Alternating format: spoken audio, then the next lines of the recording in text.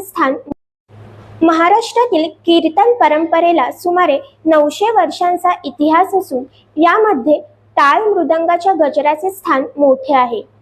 पखवाज म्हणजे मृदंग या वाद्याचा एक प्रकार असून हा मृदंग म्हणजे प्राचीन अवनद्य वाद्यांच्या पुष्कर वाद्य गटातील एक उत्तरकालीन विकसित होत गेलेले वाद्य आहे.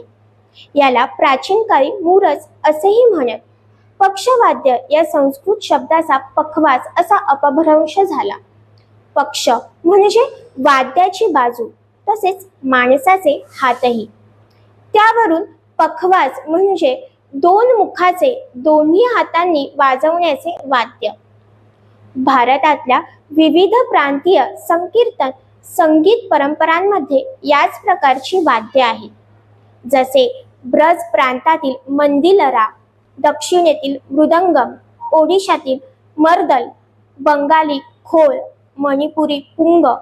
एक आदिवाद्य म्हणून शास्त्रोक्त संगीतात पखवाजाला महत्त्व आहेच, पण धर्मसंगीतात त्याचे स्थान अग्रगण्य आहे. पखवाजाच्या लाकडात कोरलेल्या एकसंध शरीराची चामडी बांधलेली दोन मुखे असतात.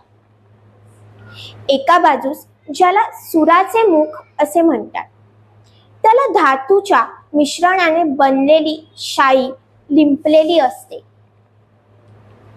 तर दुसऱ्या बाजूस धूम किंवा धामा असेही म्हणतात.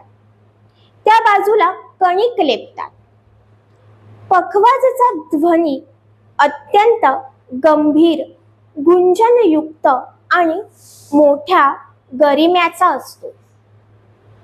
पखवाज बसून दोन्ही हातांच्या पंजाच्या जोरदार आघातांनी वाजवतात.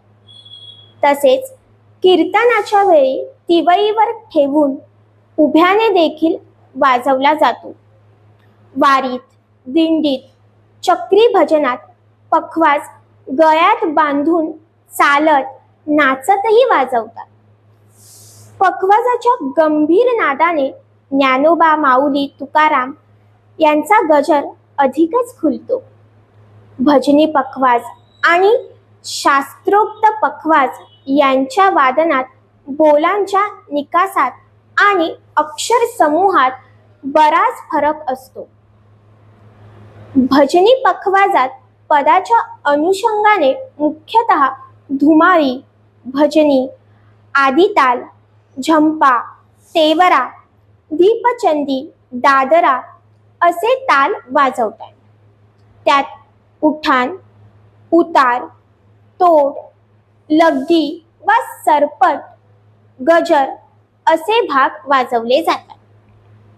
शास्त्रोक्त पखवाजात ध्रुपद, धमार गायनाला साथ केली जाते.